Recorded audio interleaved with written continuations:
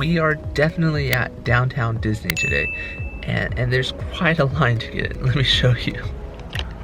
So over here you have the bridge over the road. Lego store is over there, and we are currently waiting in line to get into park. And then there'll probably be another line, is my guess, to actually get into downtown Disney.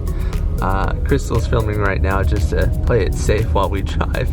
But yeah, there's a little bit of a line. Over there you have the Grand California Hotel, which is currently closed. And then over here you have the Paradise Pier Hotel, which is also closed. Basically everything's closed here except for downtown Disney. Oh, they just got to capacity, and we're happy to do a loop around again. Loop-de-loop, loop for days. Part of loop number 2. We're going past the parking structure, which I wish they would just open. Me too. It'd be so easy to park there versus this tiny lot at downtown Disney. Will we get in this time? Dun dun dun! It looks like we might. Looks like they just opened it. We're gonna get to get in. Woot. So it looks like we got lucky and we got in right before they closed it off, because 2 or 3 car lengths behind us, you know, they stopped and they made everybody keep going. So we got really lucky.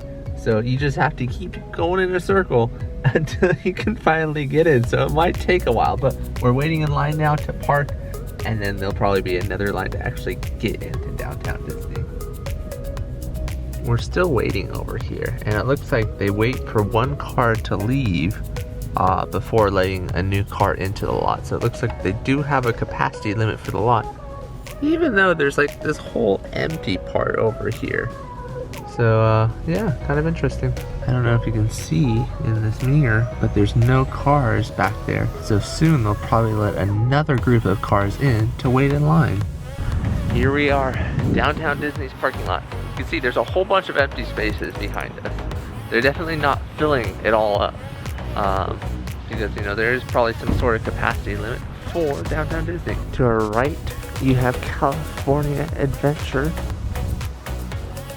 And we're slowly walking to the entrance of downtown Disney, nearest to the hotels. Looks like there's quite a line just to get in. They have everybody looping around. There's some shade for some of these areas, but in others there are not. Here they just have you go through the parking lot. Everybody is social distancing in this line, so I'm pretty impressed with that. But you know, there is quite the line to wait in. But it's not too bad of a day. It's, you know, warm but not too warm. Looks like they do have bathrooms here and wash stations, so just in case you need to take a break in line, you can actually relieve yourself over here. They do have sort of social distancing markers here and here, but people don't really use them. By the way, if you do have a dining reservation, you get to skip most of this line over here. Basically skip this whole line, and there's an expedited line check system over here if you have a dining reservation. Temperature checks up ahead. We're finally done with this line in a second. Once again, they checked Eeyore's temperature. And Eeyore was okay. I'm glad he was okay. We'd have to, you know, I don't know, maybe set him in a bush somewhere and come back for him after. So we're finally in. It only took about 40 minutes to get in. And we're here next to Earl's Sandwich, and we're gonna go tour inside downtown Disney. Let's check it out. It's kind of interesting being back here because I don't think I've been back here too often since they closed down the movie theater here and then re-brought it back to life because, you know, they canceled their plans of a new hotel here. It is seeming a little crowded, but kind of just as crowded as Disney Springs, although safer than Disney Springs because we saw far too many people without masks at Disney Springs when we were there just recently. So at Ralph Brennan's Jazz Kitchen, they do have these plexiglass dividers between restaurant patrons and guests outside. So here at Naples, there's a QR code here that you scan to view the menu. Now I haven't been to Naples before, so I don't know if the menu is limited, but I'd have to imagine it's kind of limited, more so than usual because of the current pandemic. But you know, they do have some good things here. So we're eating at Naples today. It's kind of interesting. They don't have any seats at the bar over there. And it is outdoor dining, although I do see some people indoor dining over there. But yeah, for the most part, you know, outdoor dining feels safest, so I'm glad they have this outdoor dining open. Also, one of the best parts about eating at Naples, there's no line to get in.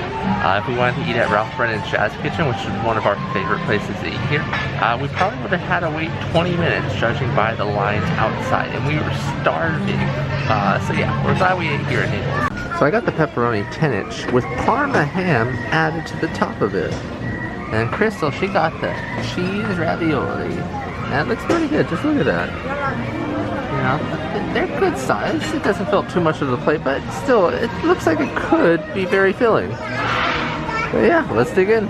So my thoughts on the pizza are, it's pretty dang good. I might actually want to get a bigger size next time, because if I come here as hungry as I am right now, I think I could do it just by myself. So what do you think of your pasta so far? I think it's decent. I don't know if it's just because I'm so hungry, but to me it seems like not enough. You know, I think it's decent.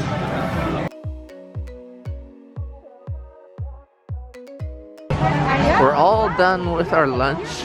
Now we're heading to World of Disney. So this is actually where you go after your reservation to come back. It has popped up. But to actually reserve it, you go to the fountain up ahead, and we'll show you that in a second. This is quite a long line though. Keeps going and going for miles and miles. So it looks like you might want to make a left up here to get the reservation. Indeed, next to the tram is where you line up to get the reservations. And you can see they do have social distancing markers here, because it's usually probably a long line to get reservations. Okay, so to actually make a reservation to the World of Disney store, you need a phone number, and then the cast member will send you a text. Here's what the text looks like. You probably can't see that, but it says, "Thank you for visiting the World of Disney. We will notify you when a cast member is ready to assist you." So it doesn't give you any sort of estimate as to how long it would take you to get into the World of Disney. I wish it did, but for good reason they probably can't estimate it. But yeah, we're just sitting here by the tram stop waiting for the text. So we've been waiting for like an hour, and I had to get a churro to eat it. So I got the Tutti Frutti Pebbles churro. But yeah, we've been waiting for what, like an hour to get into World of Disney? It's been a while, and I wish Crystal points this out like every 10 minutes or something. She says we wish there'd be some sort of countdown. It says like, oh, you know, 10 minutes left remaining, or an hour left to wait. Or even if they can't say about the time, about how many reservations ahead of you. You know, so that you can see that. There's got to be something they can do to give you a better time estimate. Versus just, hey, you have a reservation. It could be in 10 minutes, it could be in 6 hours. You don't know. By the way, this Tutti Frutti churro, pretty good. Got it here at the chart, at the churro cart. A water and this churro cost like $9, so a little bit expensive. Water was like $4. So yeah. So we finally got the message. A downtown Disney cast member is ready to see you. So that's pretty cool. So total time to wait to get that text message was about an hour and 10 minutes. And my guess is we'll probably wait in this line here for probably 15 to 20 minutes, estimated maybe. So total time to get into World of Disney, about an hour and 30 minutes. These displays that they have are exciting me for some of the new shirts and merchandise that they have, all for Halloween. By the way, Nightmare Before Christmas and Crystal's shoes are Nightmare Before Christmas. Look at that. So we just entered. Crystal immediately found some stuff she liked. Oh, Christmas ornaments, it looks like. Makes sense. They also have, oh, the Yeti backpack from Expedition Everest. Technically from Loungefly, but yeah. So this place is very limited capacity right now. It feels really nice actually being in here and shopping. You don't have to try and hustle and bustle through anybody, and it's really nice actually. Very limited. So it's interesting, Crystal just saw they're trying to clear out their 2020 merchandise, obviously because 2020 is coming to an end soon, and it's buy one get one free. So yeah, interesting. Here's some more of their 2020 merchandise. And since the parks haven't been open, they haven't been able to be selling as much of this as they probably thought originally. I think Crystal found her new favorite shirt, or sweater. It's a Nico. Wow. That's pretty adorable, actually. That's a good sweater. Is that like a long sleeve sweater, maybe? It's more just like a long sleeve shirt that happens to have a hood. It's very thin. Crystal found this Oogie Birdie Spirit jersey. It's kind of interesting. Has Oogie Boogie's face on the front and just Oogie Boogie on the back. We found all the merchandise from the new Mulan movie that went straight to Disney Plus. Little journal there. I don't know what this is. Oh, it's some sort of drinking container. $17.49. And here is the Mulan backpack. Looks like it has armor, but not really. Mulan headband over here. Mulan shirt. True leader. And they of course have all their Halloween merchandise over here with decorations to go with it. But yeah, I think we covered most of this in our Disney Springs video. It seems to be all the same merchandise. Nothing really new from what I can tell. We found some Coco merchandise that seems new. Here's a backpack. This seems just like an extra keychain that's in the wrong section, but yeah, kind of an interesting backpack. Ah, yeah, that is open. The line to check out is like non-existent. Each cash register does have a plexiglass divider to protect the cash register attendant. But yeah, nobody in line. I was actually mistaken, so there are multiple lines to check out. However, this one has a long line, like 6 people. However, I guess there's just one in the back that has no people. We're at the child section of the world of Disney. I'm the favorite child. I like that shirt. Some stickers over here.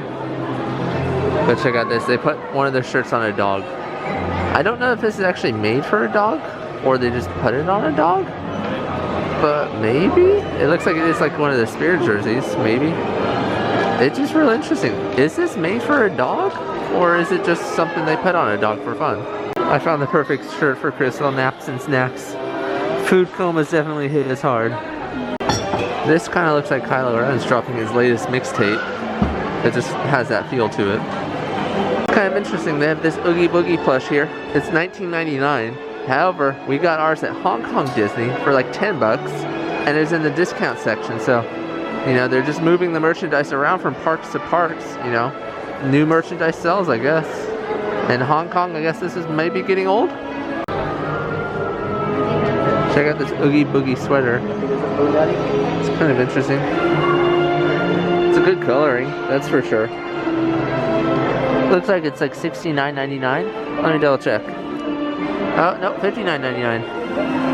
And they have a ton of Nightmare Before Christmas ornaments here. Just look at all these. These are kind of cool. Yeah. There's Zero.